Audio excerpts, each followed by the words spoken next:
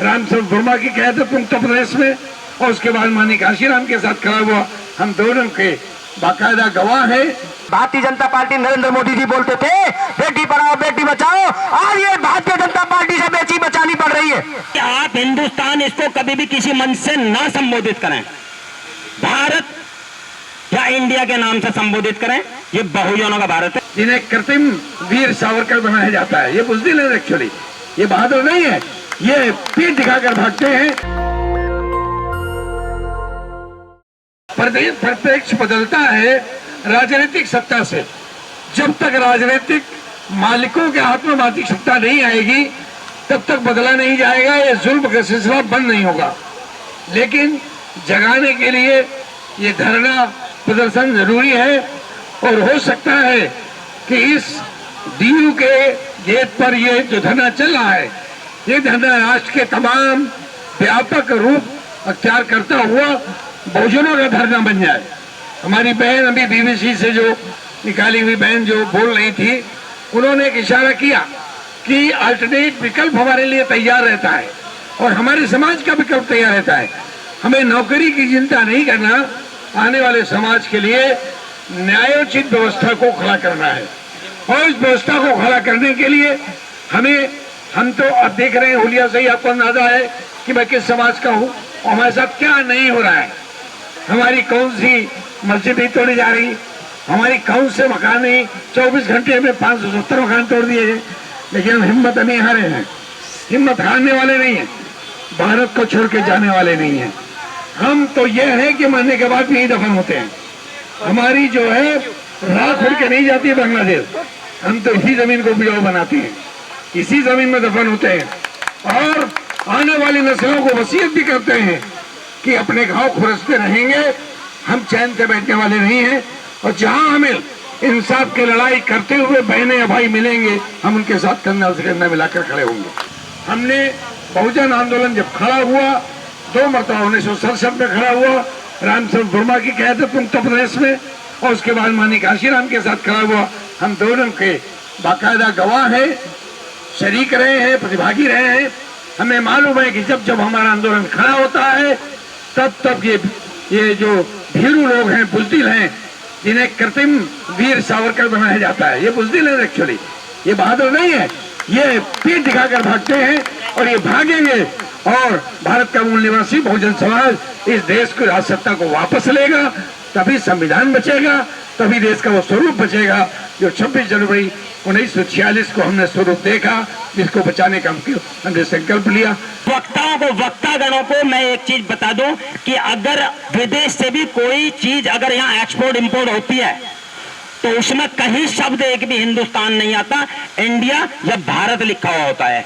तो सबसे पहले बोलने से पहले कहीं भी कोई भी वक्ता जब खड़ा हो मंच पे चढ़ने से पहले वो अपने दिमाग में, जहन में इस चीज को डाल ले कि मुझे ये हिंदुस्तान नहीं बोलना है। जब हिंदुस्तान का एक तरफ तुम विरोध करते हो तो क्यों अपने आप ही मंच पे से क्यों हिंदुस्तान बोलते हो?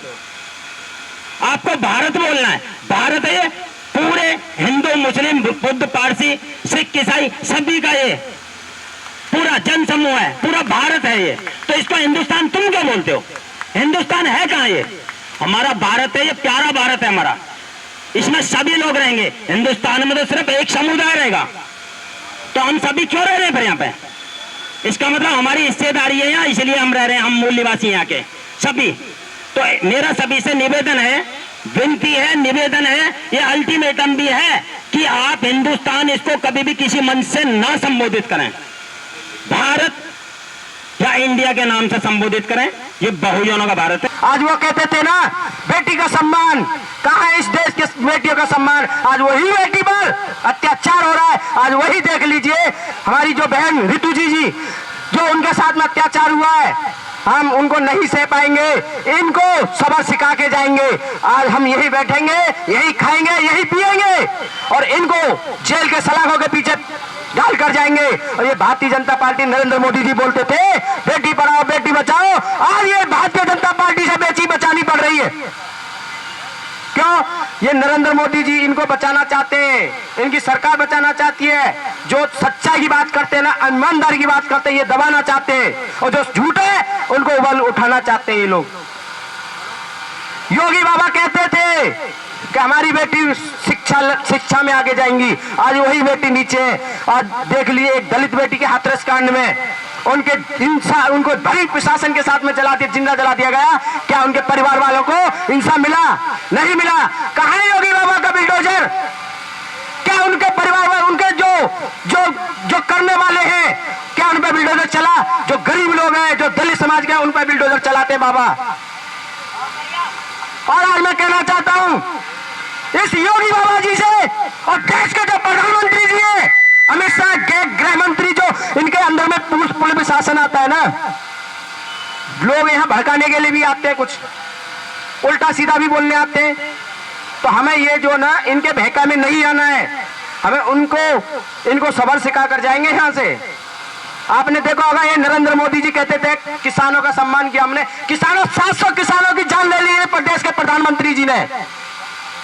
लाठीचार्ज लग रहा था देश के किसानों में, कीलें लगवाई, तारे खिंचवाए, और आज देख लिया जंतर मंतर में बेटियों पर भी लाठीचार्ज हुआ था।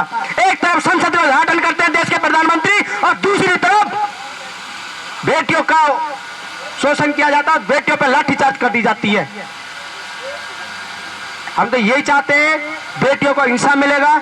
हम अपनी बहन ऋतु जी को इंसाफ दिलवा कर जाएंगे। जब तक इंसाफ नहीं मिलेगा हम यहां से कदम नहीं धरेंगे। जय हिंद, जय भारत, जय भीम। नेशनल दस्तक की आपसे गुजारिश है कि अगर इसको बचाना चाहते हैं तो नेशनल दस्तक को सब्सक्राइब करने के लिए रेड कलर के सब्सक्राइब बटन को दबाएं, फिर बेल आइकन की घंटी दबाएं।